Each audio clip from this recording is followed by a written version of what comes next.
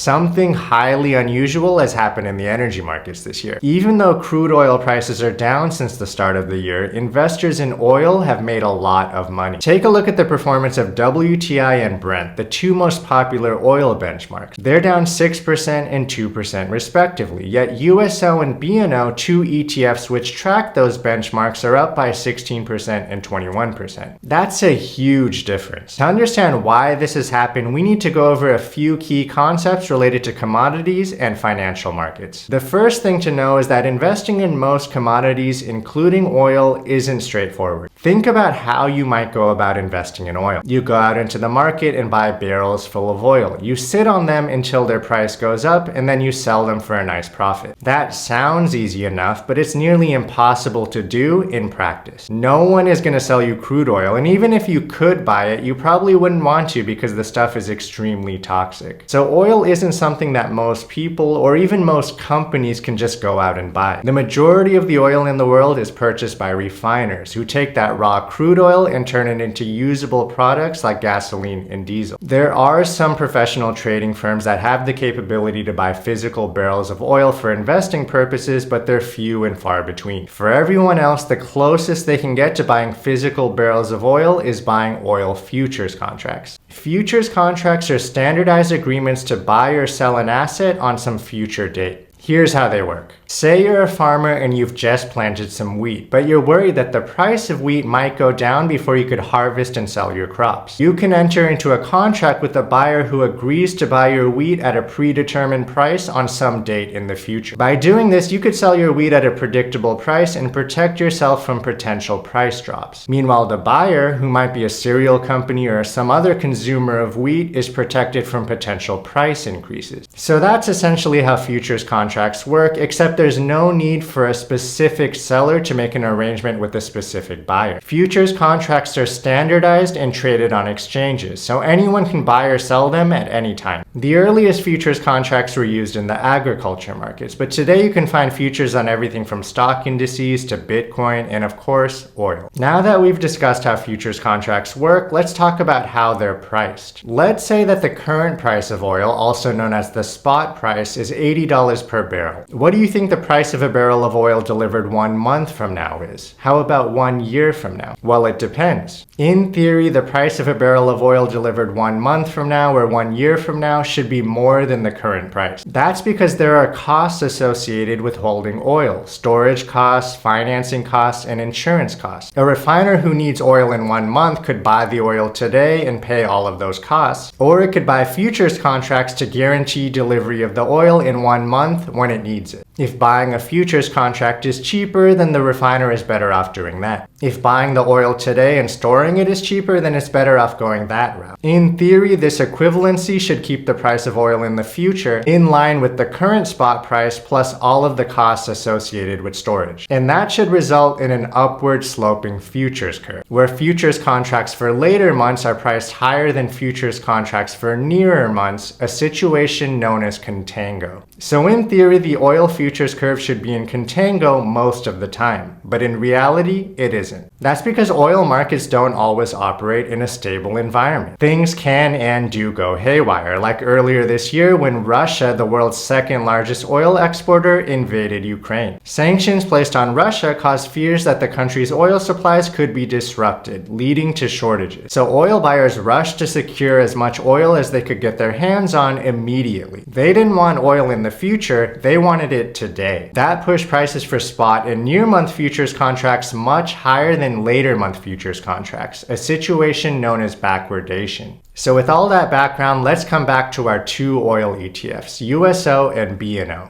To get exposure to oil prices, these ETFs hold oil futures contracts, which, as I mentioned earlier, is the closest they can get to owning actual physical barrels of crude oil. Now, there are numerous oil futures contracts corresponding to every month of the year for the next decade. But oil ETFs usually hold near-month oil futures contracts, or those that guarantee delivery of oil in the near future, like 1 month from the current date. They hold these futures because their price is closely tied to the spot price of oil. As futures contracts reach expiration, their price tends to converge with the spot price of oil, because at that point, real barrels of oil exchange hands. Every futures contract represents the delivery of 1,000 barrels of oil. If you own futures contracts when they expire, then the seller of those contracts will deliver actual barrels of oil to you, a process that ensures that futures prices and spot prices stay linked together. But because oil ETFs can't take delivery of actual oil, they sell those contracts